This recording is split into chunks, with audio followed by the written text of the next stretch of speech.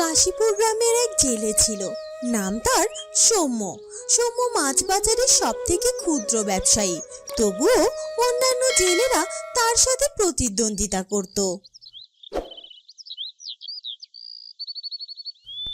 সৌম্য, অন্যান্য বড় মাছ ব্যবসায়ীরা তোমাকে যতই হিংসে করুক না কেন, আমরা তো জানি বাজারের আর কারো কাছে টাটকা মাছ পাওয়া না গেলে কি হবে।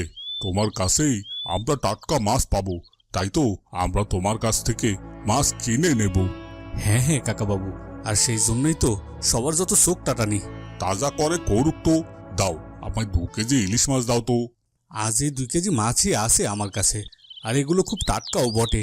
আমি কখনোই অন্যদের মতো বরফ দেওয়া মাছ বিক্রি করি না। এই নিন, আপনাকে এগুলো দিয়ে দিচ্ছি।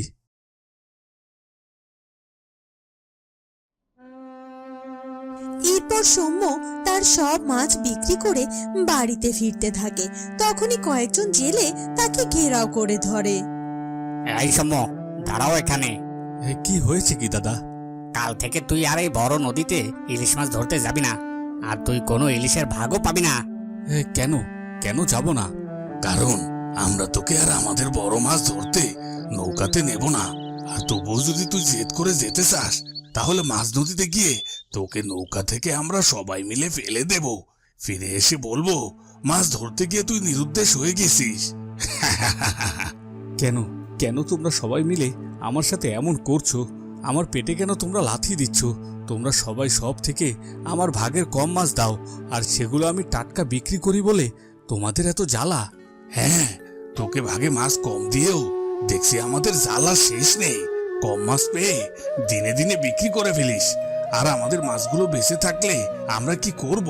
পরের দিন সেগুলো বিক্রি করতে নিয়ে আসি বলেই তো লোকের কাছে তুই বলে বেড়াস যে আমরা বাসি মাছ বিক্রি করি। এত শত কোনো কথা নয়। কাল থেকে তুই আর আমাদের সাথে ইলিশ মাছ ধরতে যাবি না। এরপর থেকে কোনো পুকুরে মাছ ধরে তারপর ব্যবসা করবি, কেমন?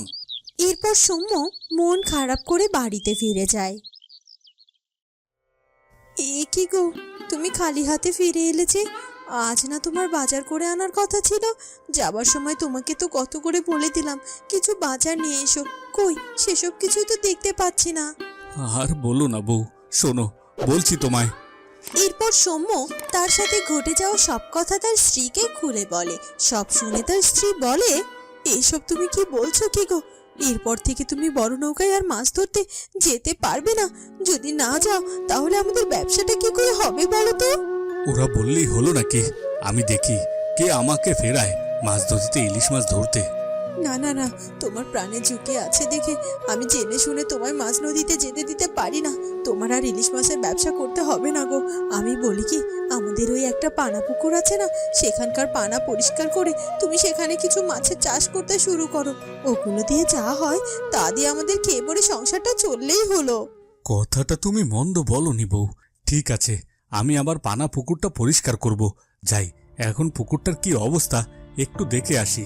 জানবো, লোকেরা আমায় খুব ভালোবাসে, আর আমি যে টাটকা মাছ বিক্রি করি সে কথা বাজারে সবাই জানে। তাই আমি ইলিশ মাছ কেন, ইলিশ মাছ বাদে অন্য কোনো মাছও যদি বিক্রি করি তাও সবাই আমার মাছ কিনে খাবে। তাহলে তো আর কোনো চিন্তাই রইলো না গো। তাহলে নিজের পুকুরে মাছ চাষের ব্যবস্থা করো। এতদিন ফেলে রাখায় সেখানে তো অনেক কচুরিপানায় ভরে গেছে গো। সে পুকুর তো মাছ চাষ করার মতো অবস্থায় নেই গো। কচুরিপানায় ভরে আছে তো কি হয়েছে, আমি সেগুলো পরিষ্কার করে তারপর সেখানে মাছ চাষ করব। এই কথা বলে সৌম্য সেই পুকুরটির কাছে যায়। এ কি, কচুরিপানার কারণে তো পুকুরের জলই ঠিকমতো দেখা যাচ্ছে না। বউ তো ঠিকই বলেছিল, এখানে মাছ ছাড়লে তো সব মাছ মারা যাবে।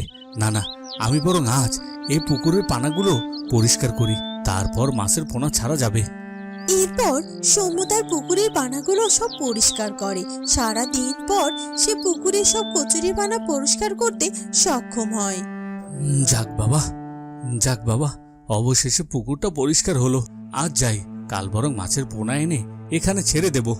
এ কথা বলে সৌম্য বাড়িতে ফিরে যায়।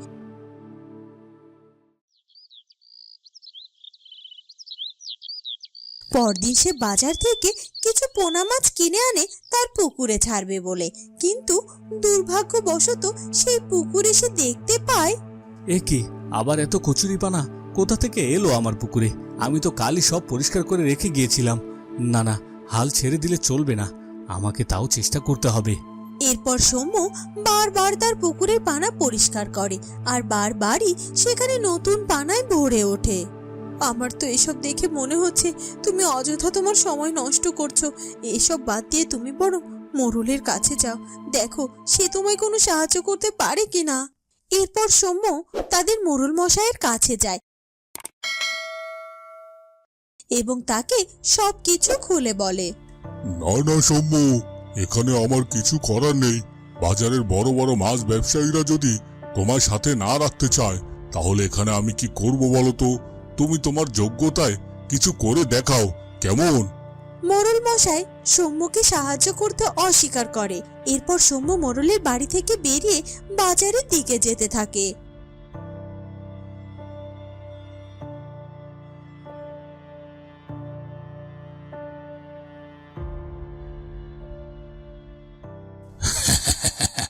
কি ব্যাপার সৌম্য, তুমি কি মোড়ল বাড়ি থেকে ফিরছো?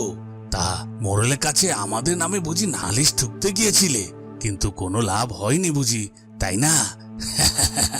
শোনো, আমরা বড় বড় মাছ ব্যবসায়ীরা না বছরে বছরে মোড়লকে মোটা অঙ্কের টাকা দিয়ে রাখি, যেন তোমাদের মতো ছোটখাটো জেলে আমাদের কোনো ক্ষতি না করতে পারে, বুঝলে তো? সৌম্য তাদের কোনো কথার জবাব দেয় না। এরপর সে কোনো উপায় না পেয়ে একটা জাল হাতে করে নদীতে যায়। আমাকে এখন এই নদীতে আসতে হলো। আমার তো আর নৌকা নেই যে মাছ নদীতে গিয়ে জাল ফেলবো।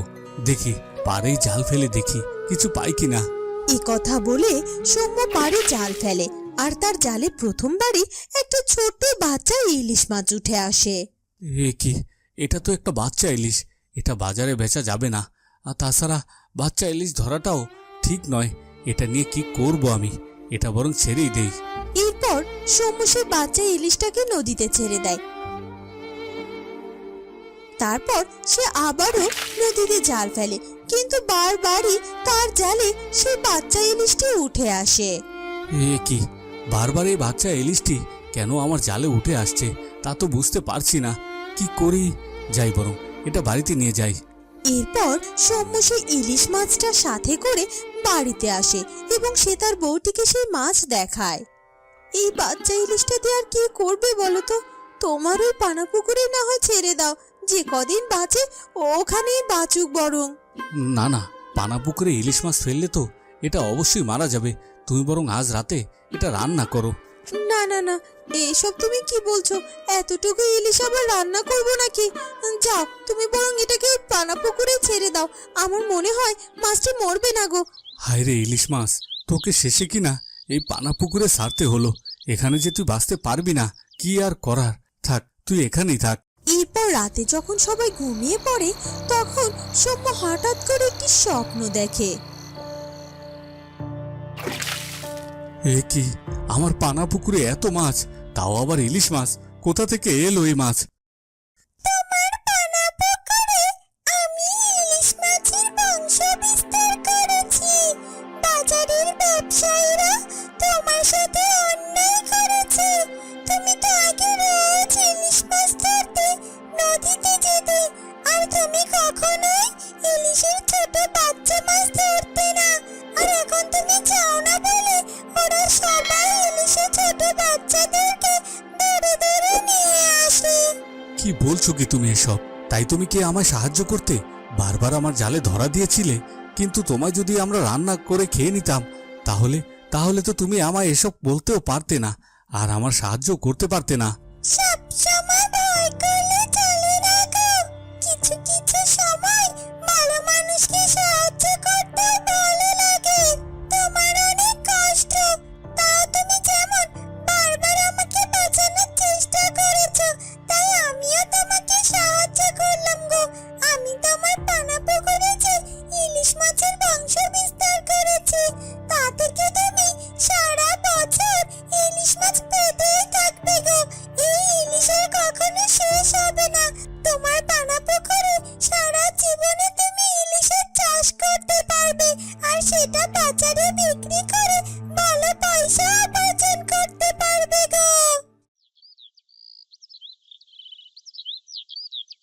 এরপর সকাল হয়ে যায় আর সৌম্যেরও ঘুম ভেঙে যায়।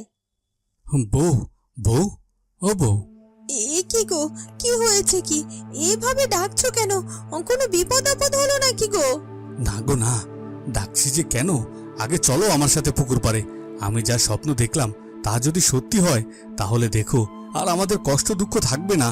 কি যে বলো না, তুমি স্বপ্ন দেখেছো আর স্বপ্ন দেখে আমাকে পুকুর পাড়ে নিয়ে যাচ্ছ?